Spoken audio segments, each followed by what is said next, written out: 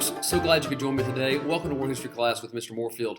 Today we're going to be going back in time and looking at ancient India's two main religions. That's right, the two biggies, Hinduism and Buddhism. How they came about, who started those religions, sort of, and also how they affect people's lives even today in ancient India and why they do the things they do. It really helps you understand these people, who they are, because of Hinduism and Buddhism, the ancient Indian religions. All right, come on, let's go.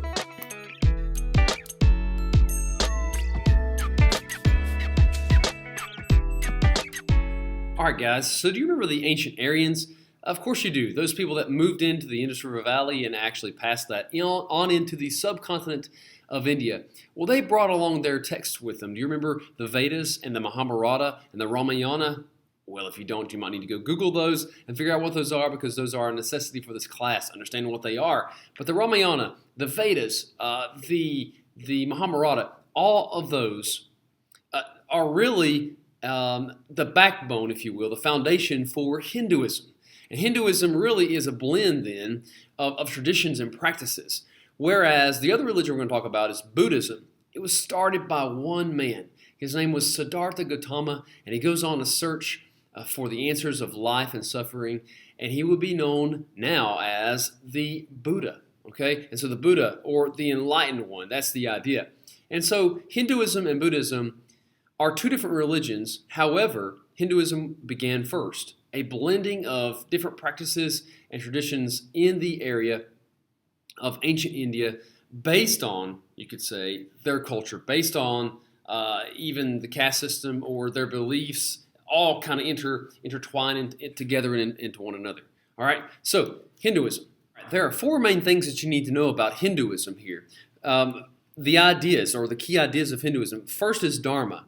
It is the idea that there is a central moral code, and that if you are a Hindu, that you have to follow this, that you fulfill your role in life. And so if you are born into a certain caste, then you fulfill that role in life. And if you do so, and there is an expectation in the society that you do, if you do that, then your life is going to turn out the way it should have, or that you're going to fulfill your role in life, you're going to fulfill this Dharma. Secondly, there is reincarnation, that after death, you are born, you die, and you are reborn into another form or another body. If you do not fulfill your Dharma, then it is possible that you could be born into something lesser, maybe a lesser caste.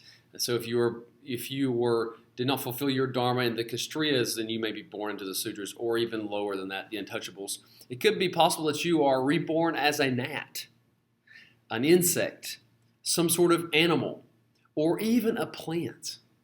That's right, a plant. That's the idea of reincarnation, that after this life, it's a cycle. You are reborn into something else, reincarnation. Number three is karma, that good actions will give you good results, that bad actions will give you bad results. It affects what happens to a person after death. If you are not fulfilling your Dharma, you're not going to have good karma in your life, okay? So think about those two phrases, those two words. I know that you probably have an idea of what karma is already. What comes around goes around, sometimes people say. Well, it's sort of like that. But the actions of a Hindu, someone who believes in Hinduism, will determine what you will be born into the next life, or reborn. Okay, that's karma. Moksha.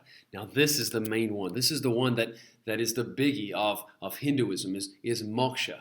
If you fulfill your Dharma and you have good karma and you live a good moral life, you are going to achieve this. What is it?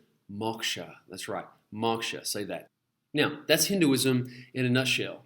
However, after time, some people who, just like today, who didn't agree with a certain religion or had problems with certain things that they didn't understand, they went on to develop maybe a branch of that religion. And one of those is called Jainism. So let's take a look at that for just a moment.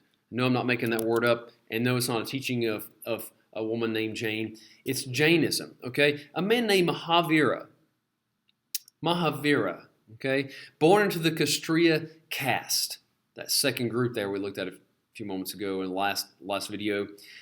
He abandoned his luxury and became a monk. And he noticed some inconsistencies about Hinduism that he didn't agree with. So he decided that people ought to live by 4 main principles. Here they are. Injure no life. Tell the truth. Do not steal. And own no property. Now, these people also believe in reincarnation. And they believe, since everything is reborn, that we ought to be non-violent people.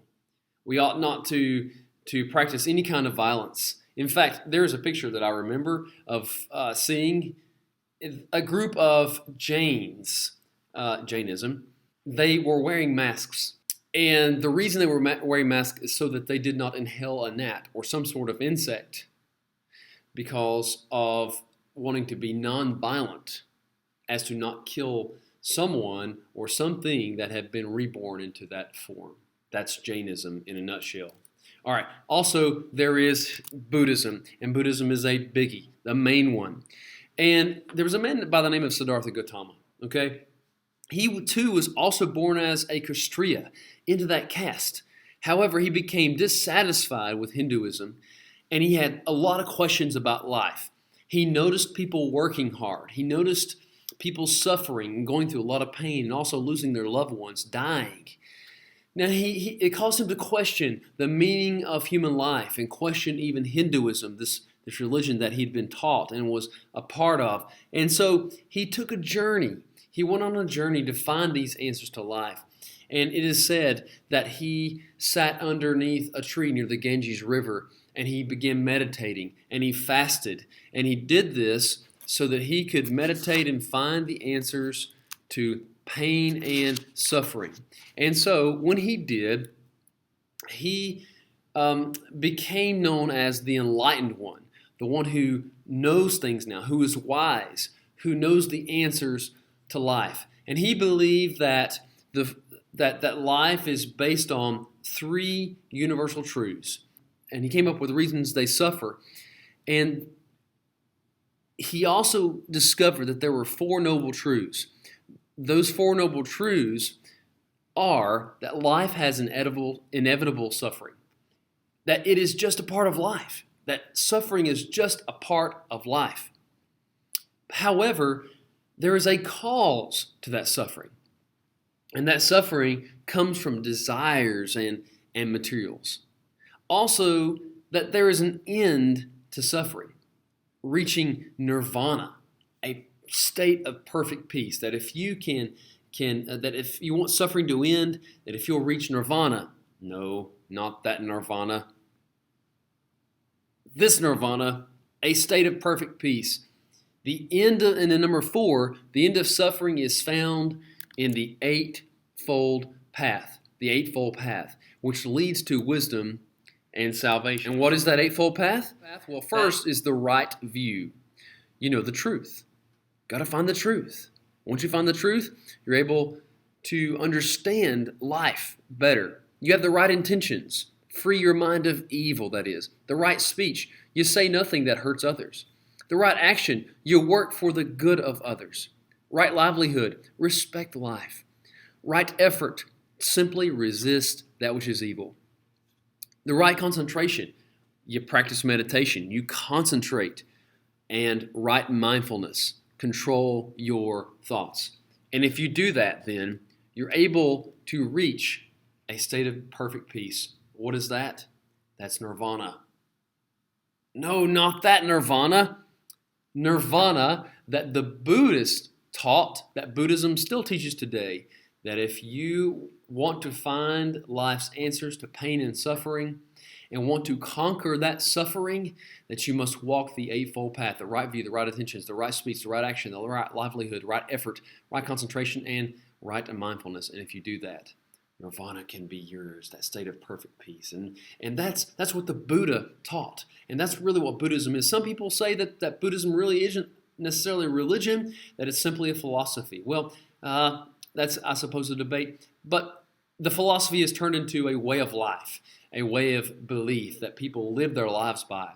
And so you can see how that each of those religions are overlaid or come or stem from one another. Siddhartha Gautama not satisfied with Hinduism, and so developing his own thought, his own philosophies, thus Buddhism.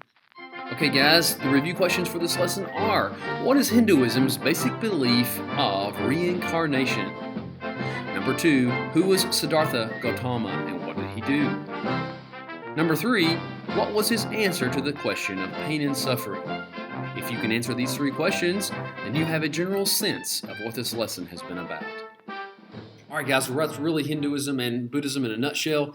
And also a few words about Jainism there. Hinduism simply being the result of traditions and the culture and beliefs and practices that were ingrained and that came from the Aryans, and also has to do with the caste system. But also Buddhism, developed out of Hinduism, his journey wanting to find the answers to all of suffering, life suffering, and telling us that there are 4 noble truths about suffering, and also the Eightfold Path, which will lead to nirvana. Just remember, where there's no struggle, there is no progress. Frederick Douglass, happy learning.